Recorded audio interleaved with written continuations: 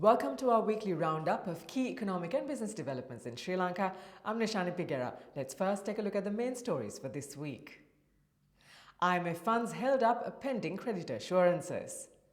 US invests $550 million in the Colombo Port.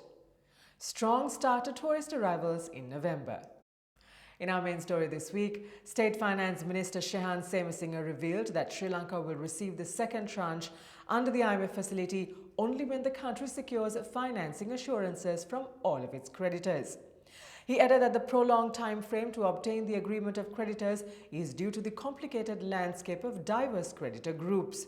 Further, news sources reported, quoting a highly placed government report, that the delay in the Paris Club Consortium's final debt proposal was due to its requesting for the agreement reached between Sri Lanka and China's Exim Bank.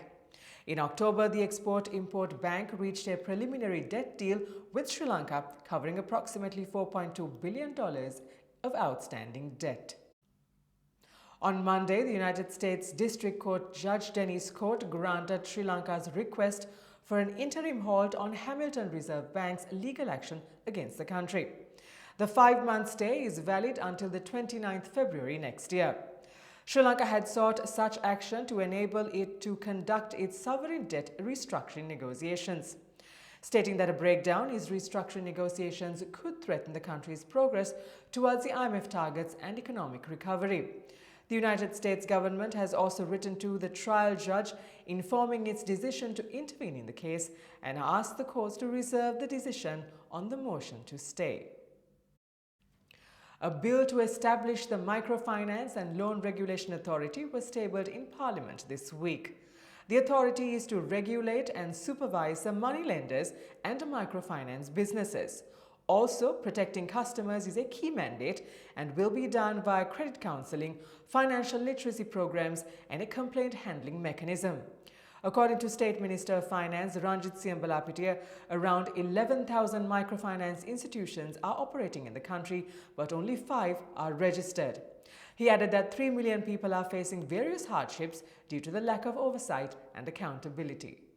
Scott Nathan, Chief Executive of United States International Development Finance Corporation, was in the country this week to launch an investment of $553 million into Colombo West International Terminal Private Limited. This is to support the development of the Deepwater West Container Terminal located within the Port of Colombo. The terminal is a joint venture between Sri Lanka's John Keells Holdings and India's Adani Ports. Scott emphasized Sri Lanka's position as a key transition hub for the region and its intention to strengthen such operations.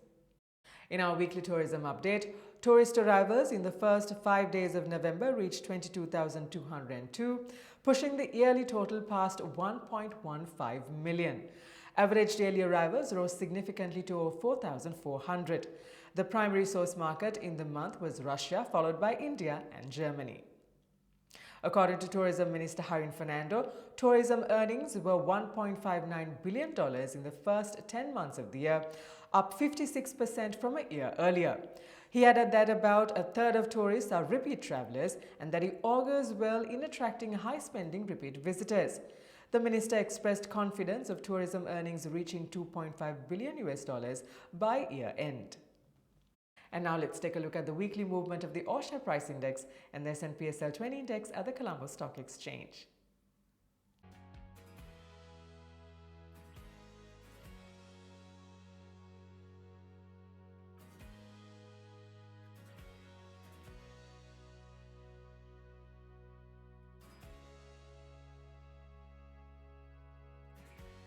At the Treasury bill auction held on Wednesday, yields on all maturities contracted. Bids amounting to 258 billion rupees were received, of which 150 billion were accepted. The Sri Lankan rupee was steady against the dollar this week, with the central bank's indicative mid-spot rate ranging around 327 to 328 rupees. In other market news, John Keells Holdings entered into a memorandum of understanding with an international gaming operator for investing into and operating a casino at the Cinnamon Life Integrated Resort. The company did not disclose the identity of the party, as it noted that the finer details of the agreement has not been fully settled. And with that, we wind up for this week. Do subscribe to our YouTube channel at the link below for regular updates on economic and business developments in Sri Lanka. Until we see you again next week, thank you for watching. Stay safe.